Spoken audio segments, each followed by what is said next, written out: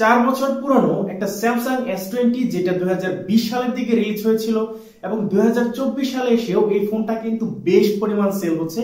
দোকানে গেলে কিন্তু সেটা বোঝা যায়। এবং এই সেম ফোনটাই আমি 2023 সাল থেকে 2024 সাল পর্যন্ত মোটামুটি 1 বছর আমার একটি পার্সোনাল ফোন হিসেবে ব্যবহার করছি। তো এই ফোনটার ক্যামেরা কেমন আছে, ব্যাটারি থেকে কেমন পারফরমেন্স পাচ্ছি, অথবা এই ফোনটার খুঁটিনাটি সম্পর্কে আজকের ভিডিওতে আলোচনা করতে যাচ্ছি। এবং আপনারা জানতে পারবেন আজকের ভিডিওতে যে এই বাজেটে আপনারা কি এই স্যামসাং S20 নেবেন নাকি এই বাজেটে আপনি কোনো ব্র্যান্ড নিউ ফোন নেবেন। তো ভিডিওটি দেখতে থাকুন প্রথম থেকে, আশা করি এখান থেকে আপনি সুন্দর একটি সিদ্ধান্তে পৌঁছতে পারবেন। প্রথমত এই ফোনটার ডিজাইন কিন্তু আসলে অনেক বেশি সুন্দর।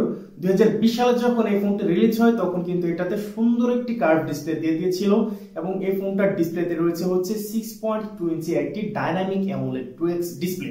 এই সেম ডিসপ্লেটাই বর্তমানে স্যামসাং S24 আলট্রাতে ব্যবহার করা হচ্ছে। এখন দুইটা ডিসপ্লের মধ্যে পার্থক্য এতটুকুই হবে, যেমন ধরেন যে কালার অ্যাকুরেসি, তারপরে হচ্ছে ডিসপ্লের যে রেজুলেশন, এভরিথিং, এই টুকটাক বিষয়গুলো কিছুটা পার্থক্য থাকতে পারে, কিন্তু স্টিল এই ফোনটা 2024 সালে এসে ডিসপ্লের দিক থেকে এই বাজেটে একদম টপ নচ একটি ফোন আপনার জন্য হতে যাচ্ছে, যদি এই ফোনটা আপনি কোনো ব্র্যান্ডের ফোনের সাথে তুলনা করেন। এবং ডিসপ্লেটির কালার অ্যাকুরেসি, ডিসপ্লেটির ব্রাইটনেস এবং HDR10+ সাপোর্ট পেয়ে যাবেন। তো সব মিলিয়ে এই ফোনটার ডিসপ্লে কিন্তু একদম অসাধারণ একটি ডিসপ্লে, এবং ফ্ল্যাগশিপ ফোনের ডিসপ্লে কিন্তু অসাধারণ হওয়াটাই অনেক বেশি স্বাভাবিক ব্যাপার।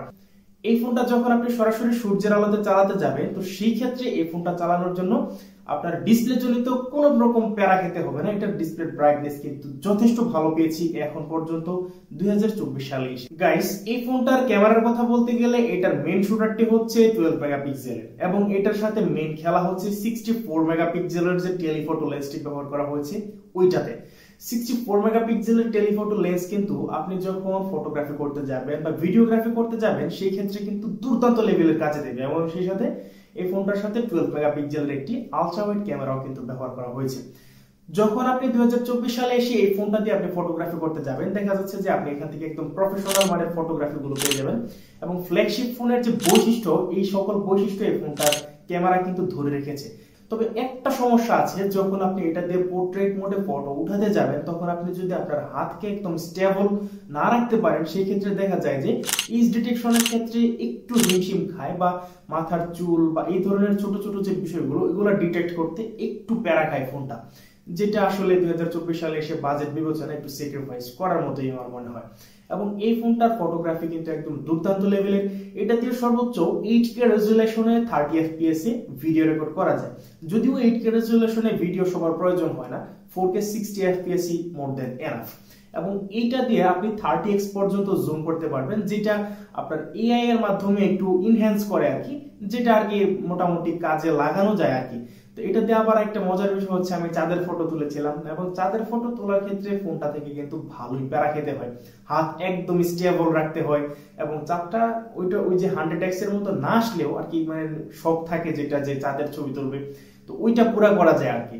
এবং এই ফোনটার ফ্রন্ট ক্যামেরায় ব্যবহার করা হয়েছে 10 মেগাপিক্সেলের একটি সেলফি শুটার। এবং 10 মেগাপিক্সেল হিসেবে এই ফোনটার যে ফটোগ্রাফি সেগুলা কিন্তু আমার কাছে অনেক ভালো লেগেছে। তো মাঝে মাঝে একটু আর কি সফট করে, ওইটা আসলে কোনো ব্যাপার না, তবে ফটোগুলো আমার কাছে মোটামুটি ভালোই লাগে।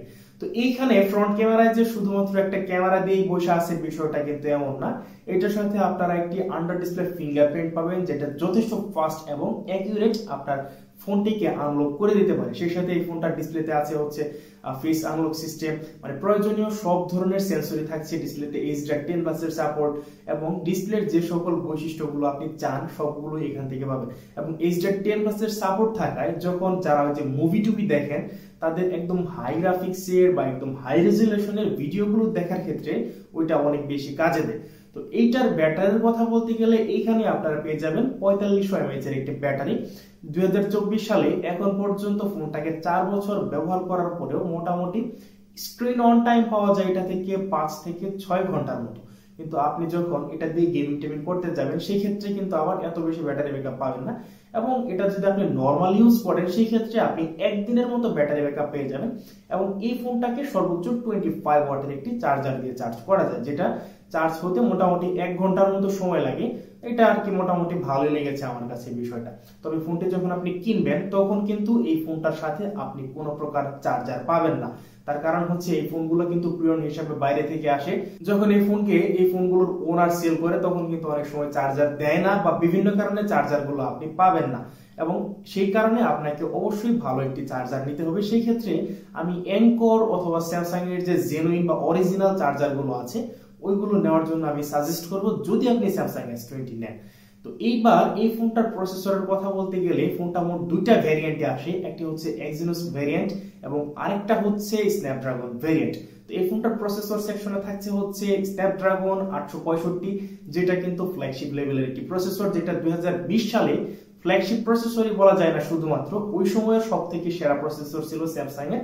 এটা কিন্তু আমার কাছে অনেক বেশি ভালো লেগেছে এবং এইটার পারফরমেন্স কিন্তু এখন পর্যন্ত অনেক বেশি দুর্দান্ত।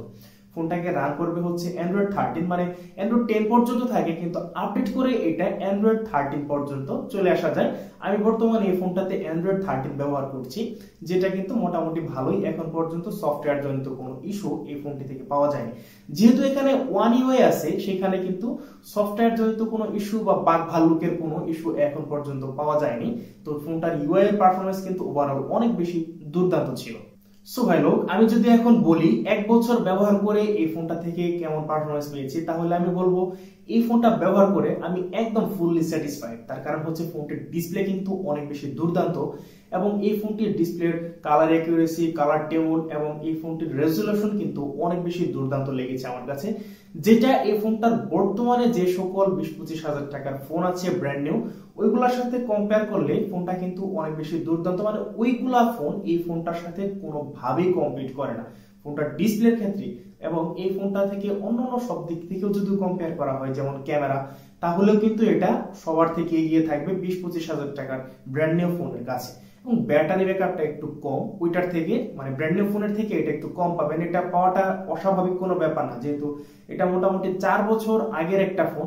অবশ্যই এখান থেকে আপনি ব্যাটারি ব্যাকআপ একটু কম পাবেন, এটাই স্বাভাবিক একটা বিষয়। তো সফটওয়্যার জনিত কোনো ইস্যু এখন পর্যন্ত দেখতে পাইনি। তো ওভারঅল আমার কাছে ভালো লেগেছে এই ফোনটি।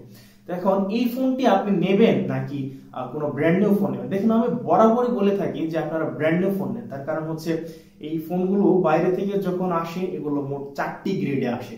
এর মধ্যে হচ্ছে একটি হচ্ছে A গ্রেড, B গ্রেড এবং C গ্রেড, এবং সেই সাথে D গ্রেডের ফোনগুলো আসে। এখন আপনি মার্কেটে গিয়ে যদি আপনি D গ্রেডের ফোন নিয়ে আসেন তাহলে কিন্তু একদম ধরা খেয়ে যাবেন, মোটামুটি 20-22 হাজার টাকার ধরা খাবেন।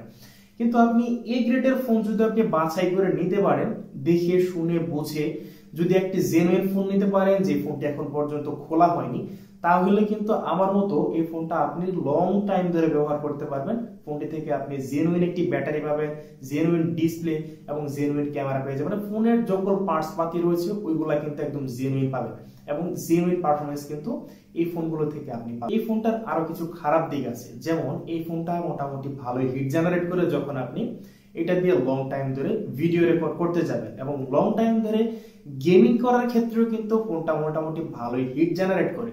তো সেই ক্ষেত্রে আপনাকে ফোনটা যেন হিট না হয় সেই বিষয়ে একটু লক্ষ্য রাখতে হবে, এবং ফোন যদি হিট হয় তাহলে কিন্তু ফোন বেশি দিন লাস্টিং করবে না। ফোনের ডিসপ্লেতে ওই green line, white line, pink line, যত প্রকারের লাইন আছে সবকিছু আয়সা OnePlus এর মতো ডিসপ্লেটা কিন্তু একদম নেট হয়ে যাইতে পারে। সো এই বিষয়টা আপনাকে অবশ্যই সতর্ক থাকতে হবে, এবং একদম জেনুইন ফোনটি যদি নিতে পারেন তাহলে অবশ্যই এইসব সমস্যা থেকে আপনি একটু সেফলি ফোনটাতে চালাতে পারবেন। এবং একটা লং টাইম ধরে যদি চালাতে চান তাহলে এই ফোনটাকে অবশ্যই সতর্কতার সাথে চালাতে হবে। সো গাইস, এই ছিল আজকের ভিডিও। আজকের মতো এখানেই বিদায় নিচ্ছি। আল্লাহ হাফেজ।